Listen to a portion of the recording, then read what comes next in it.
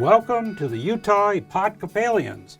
Now, this is a podcast of the Episcopal Diocese of Utah, where we look at our unique church in this unique land that we all love as Utah. Now, today we're going to talk a little bit of history. You know, summer is always seemingly a good time to talk about history, and particularly if you're an Episcopalian or interested, or if you want to hear some good stories. And to give us those stories, Kurt Cook. Now, he is the person that knows every story about everything, but today we're going to talk about the fact that he is our historiographer and our archivist and picture collector and things about the Episcopal Church, which is over 150 years old and one of the oldest churches. Now, there's another church that might be a little bit older that we might be familiar with in Utah, and a couple, but you know, it was right up there as a pioneer time. Kurt, what happened in July, early July, a little over 150 years ago? There was a stagecoach that rolled in from Denver with some hot and tired and dusty folks on there, and one of them happened to be our very first bishop, Daniel Tuttle, who was probably so glad to get off that thing, we can't even imagine. Because I can't imagine, it's been hot right now. And think about that week-long trip from Denver on the stage. And so he comes to Salt Lake City. Now, it's very odd. You read his accounts, and he actually asks for two things. Do you recall what they are? Oh, gosh. A bath and strawberries. That's right. A bath, and could you imagine you're riding in, and this is going to be your home forever. You've come from New York, the civilized area, and you go, I need a bath and strawberries.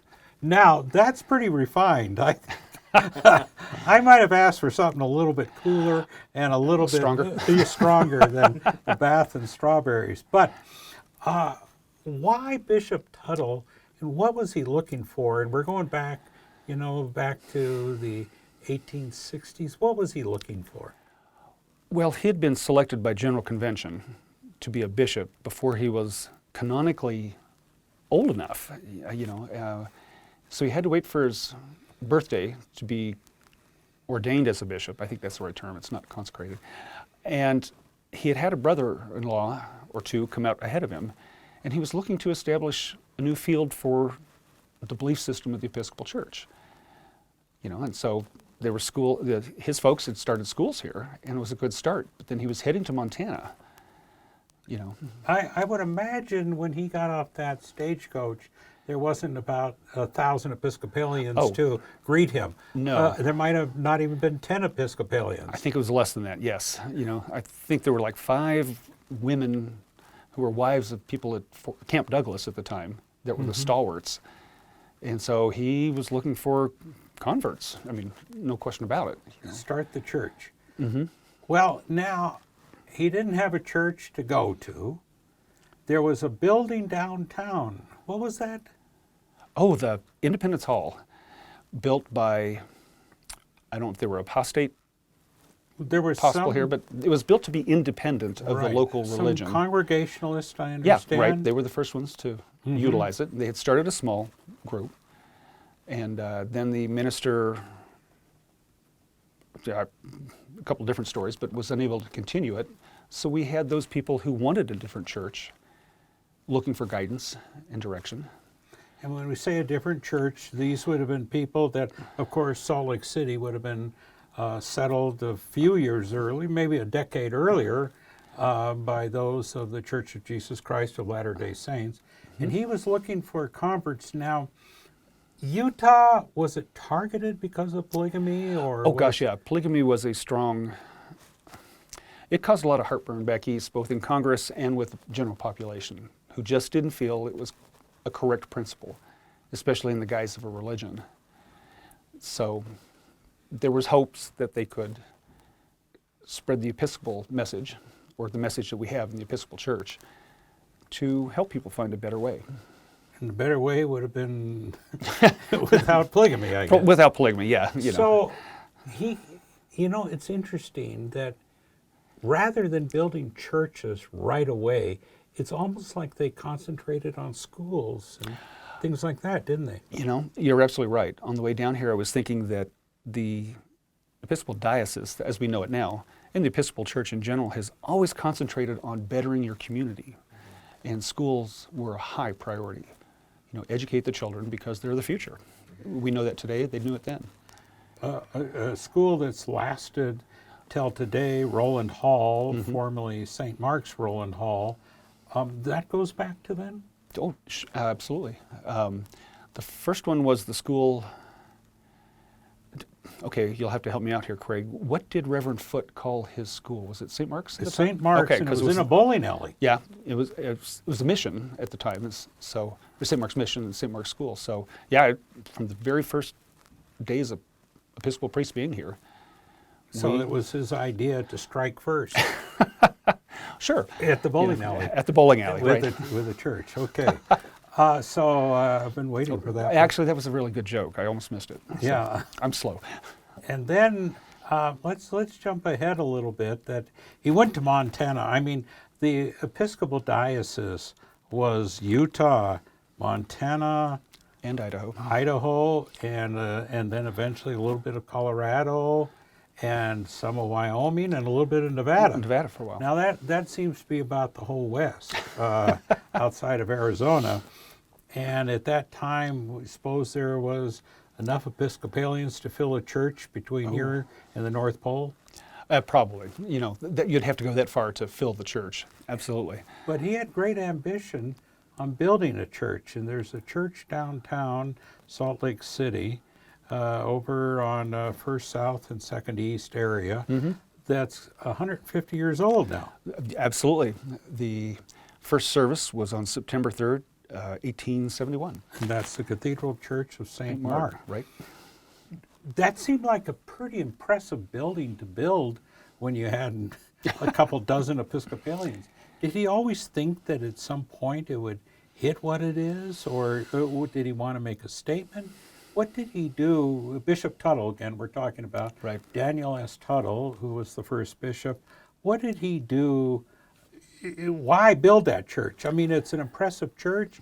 It's built, designed by Upjohn, who did Trinity Wall Street, which people know, those that watched that movie National Treasure or whatever it was, that's Trinity Wall Street. I mean, he made the most impressive, and out here in the middle of Utah, I'm not putting down Utah. You know, I love Utah. We're all Utahns. But what was he doing to build that giant church at a time when it wouldn't have filled 3 rows? Honestly, I think he was looking for an anchor that people could hook onto, you know, and to be grounded. But also, a statement is not incorrect. To help him exemplify the beauty of God's message and what it has to offer people, and give people a place to focus on. In my opinion, you know, I think he called it his cathedral in the mountains in his book. Is that the term? Okay, so it meant a lot to him. I mean, quite a bit. And even after he left here to go to Missouri and then became presiding bishop years later, this Cathedral Church, St. Mark's, the physical building, always held a special place in his heart. I hear some anecdotal stories that he put a bell on it because no church here had a bell, and that he wanted to, when you rang a bell, it would signal that there was a church. We didn't have the Cathedral of the Madeleine downtown until 1901, and our good friends at the Church of Jesus Christ of Latter-day Saints didn't have bells on their church. Is there any truth to some of those, that he wanted to make sure that if you heard a bell, you knew it was Episcopal Church? It's absolutely true. Real? Even the Deseret News has a wonderful little article that St. Mark's had put up a bell, and it was the first church-going bell to be heard in the valley on Sundays. So we were the first to have a bell to ring on Sunday to call people to church. And if the Deseret News says it's true, gosh. Well, there you go. No, I mean, you hear these stories, and some of it is, of course, urban legend, anecdotal, and as far as we know, did he become friends of Brigham Young or anything that you know of, or it just kind of he just operated independently? He did. There's only one documented in his own document time he met Brigham Young, and it just seems he didn't feel the need to meet with him again, though he made it a point to interact with his LDS neighbors civilly, instead of attacking them like many other religious folks coming through did at the time. And he felt he could win more in respect and open-mindedness from his neighbors if he treated them fairly. So, as far as, again, wanting a meeting with Brigham Young, I guess he could have, but it never seemed important. One of those things that you say, treated civilly, and we've talked before about it, that 6 schools in Utah, and they were not just for Episcopalians, were they? Oh, no, not at all. Well, they would have had one or two students. Yeah, that would have been a problem. Yeah, that would have been a major problem. But actually, from the readings, am I correct that almost half the student body was from the LDS Church? I would say so. The folks realized the superiority of the Episcopal schools for the most part, and really wanted their kids in there to learn. And they would often pay tuition so the kids could attend. So yeah, at least half. Well, it'd have to be to have anybody in there, but. He spread the religion. Part of it is that if you're going to get converts, probably standing around downtown Salt Lake, around Temple Square is not going to be your best bet. But he went out quickly to Montana. How'd that go for him? He went to mining towns, and that doesn't strike me as real church-going folk. I think he did experience a little bit of disappointment, and a lot of the miners' preferred Sunday recreation was not in a church pew, more in the saloon or some other hall. But there were a lot of the wives of the miners and mine officials really appreciated what he brought to their towns, and he was able to establish functional congregations. Helena, Virginia City, those are the ones coming to mind right now. And then when he finally came back to Salt Lake, he had a structure set up that survived him. He didn't have to be there to keep running it. We're talking again, Bishop Tuttle, and a bishop in the Episcopal Church is a bishop generally for at least 10 years. There isn't a term, and there's only been 11 of them. So we're talking, goes on quite. It's a very unique thing, but so Bishop Tuttle did leave his mark here and was a bishop for a considerable amount of time here. When you walk into St. Mark's, do you feel his presence? I mean, I don't mean that like, oh, he's sitting next to me. That's probably not a good thing to say. I'm sorry, this seat's taken. That's Bishop Tuttle's.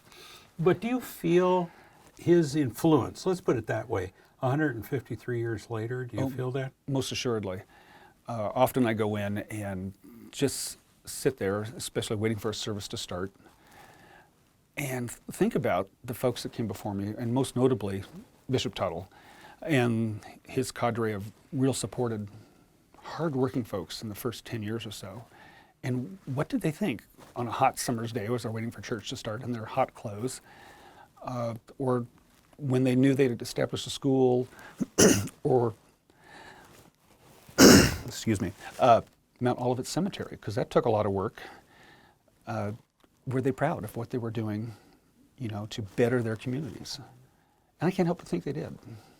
Some of the things that I know in reading about the early history of the Episcopal Church in Utah, and I go up to, for example, Logan, where another person who became bishop, Paul Jones, came to, and he put in bathtubs with hot water so that they could provide baths for farmers.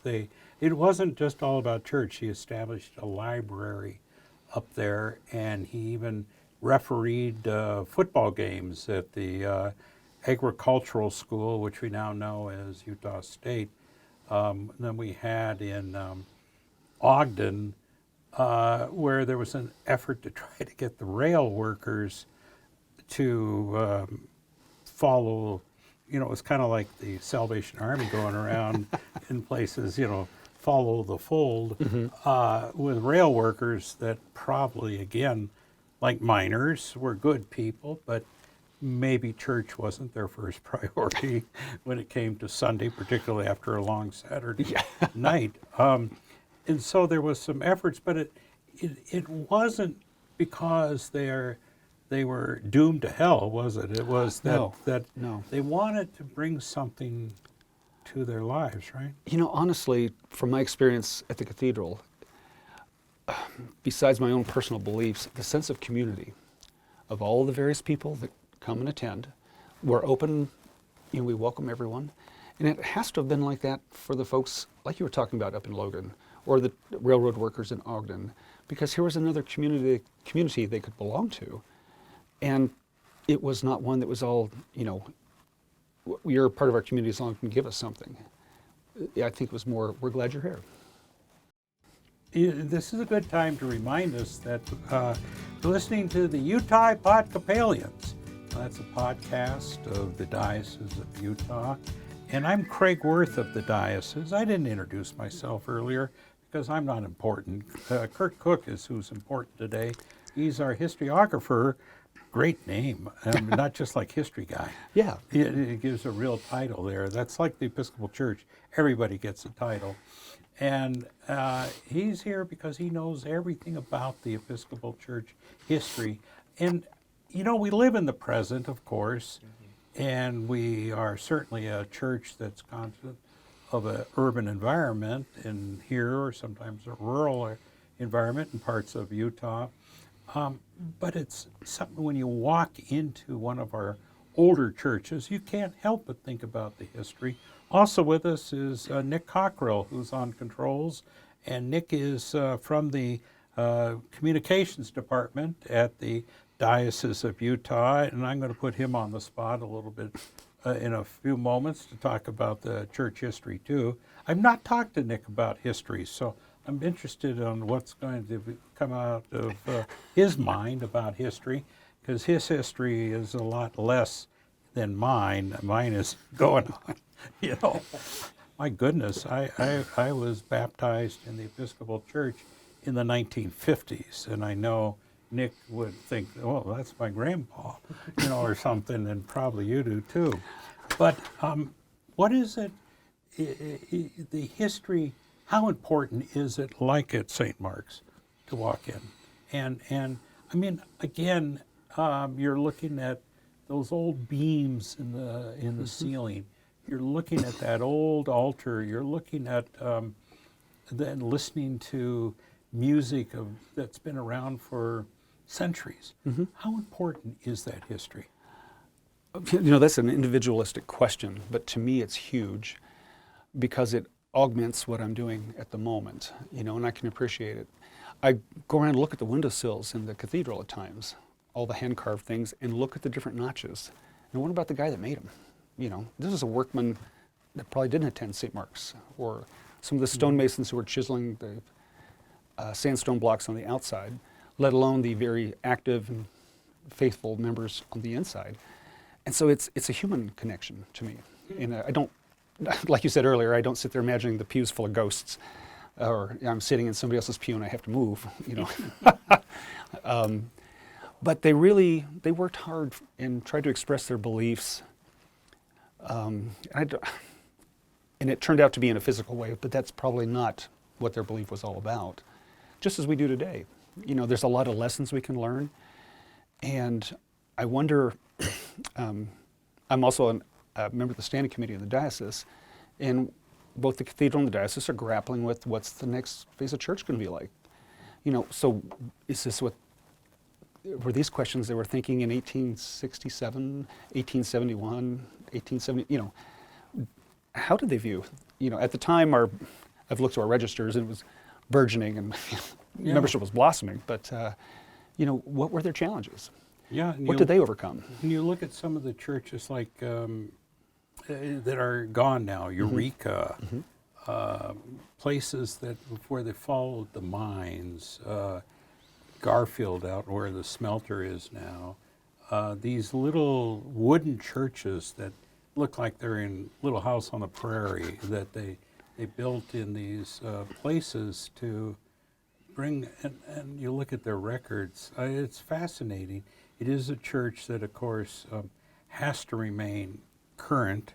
I mean, we can't get tied up in our history Right, no. and live, because it is a different church than when I say different, it still has the same ritual, but it has to be different. And we got to get into the hospital. We got to get into a few things Sure. that the church did. As viewing 1867, like we need to be viewing 2021. What is the need? Right. And they would build that. Nick, anything that, as we've been talking, anything that you've seen as you've gone around and looked at churches yourself and your job in communications, anything that the history has struck you that you go, this is kind of interesting, or what is this? Yeah. So, I mean, first of all, like, I love history. That was what I studied in my undergraduate degree. I've always loved understanding where we've come from. It helps us know where we're going. Mm-hmm. So when I started working for the diocese a little more than a year ago, I started looking around into the history of what our diocese has done here in Salt Lake and across our state. And one thing that I know you mentioned that we haven't gotten to yet that really sticks with me and that I think about frequently is the Episcopal Church's influence on the hospital and healthcare in Utah. I always knew there was a St. Mark's Hospital. I had no idea that the Episcopal Church had been foundational in that nearly 150 years ago. So I know that's what I want to talk about, and that's what I want to hear more about next. One of the things I love about that, you can probably tell a lot more than I can, that you talk about modern medicine. The Episcopal Church started the first HMO. Mm-hmm. You gave $1 a month, and all the care that you needed was yours. $1 a month. That seems pretty. Now, they dropped that plan. I'm sorry. I went out there and You tried for it, didn't work. it didn't work. Why the hospital? In my opinion, and this is strictly the world according to Kurt, Bishop Tuttle, having been up in Montana, associating with the miners, getting to know them, getting to know rough and tough people like stagecoach drivers who were not easily impressed, but there are a number of them that couldn't stop talking highly about this bishop guy. He realized that they were underserved. They had a real need for health areas where they couldn't ordinarily get them. And mining back, in the late 1860s was brutal. There was no OSHA. There were no face masks. You were getting black lung. Well, black lung was coal mining, but the silica that gets in your lungs when you're mm-hmm. mining other stuff, and then accidents. They really needed that health care, and it was a pressing need, especially down here. Brigham Young had admonished the LDS faithful not to get around mines. Don't get involved. Right. So they typically shunned the miners as well, even though these were folks who were in need. So they're kind of like lepers in a way. And I'm not trying to cast aspersions on the good LDS folks, but it was just... That was the way it was. It was a need in the community, mm-hmm. and this was a way to make it better. That to build that hospital, pretty ambitious when it started. Mm-hmm. One doctor, and the doctor's wife played the organ at the church. Dr. and Mrs. Hamilton, yeah. Yeah, very, very mm-hmm. faithful. And they ended up at the cemetery that also the Episcopal Church was foundational of, mm-hmm. Mount Olivet. But the hospital particularly shined at different areas. And if you go to St. Mark's Hospital and you walk down the corridor, you'll see old photos, and particularly in the flu epidemic of mm-hmm. the 1918. Yeah. Just so many of the nurses and the doctors, and it became a institution. Oh yeah. And a major force. Do you think that's why, when we look at history, that today Bishop Hayashi, our current bishop, worked so hard on Medicaid expansion, just that foundation of healthcare as being part of our DNA? Absolutely. It's the next step.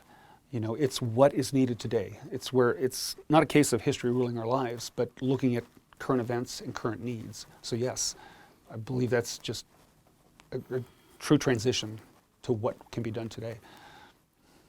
What do you think? This is always, I love to ask historians these things because they're questions that I can't answer. So that's why I love to ask others, because I want to see them not be able to answer questions Thanks, that Craig. I can. And that is looking and knowing all the writings of Bishop Tuttle, and after him, Bishop Leonard, and some of the others, Bishop Jones, Bishop Spalding. Would they be proud of the place today? I think so. Each of them had their own focuses. Bishop Spalding, kind of a socialist mentality. Well, a little more than kind of. I love it that he rewrote Onward Christian Soldiers to Onward Christian Workers. Oh, And okay. they sang that in church, Onward Christian Workers. Okay. Yeah. Well, he wasn't quite as strong as Bishop Jones's Yeah. was accused of being, but and I'm not. They were both good workers good workers, good individuals who really were looking out for people, especially the workers, because they often were the ones ignored.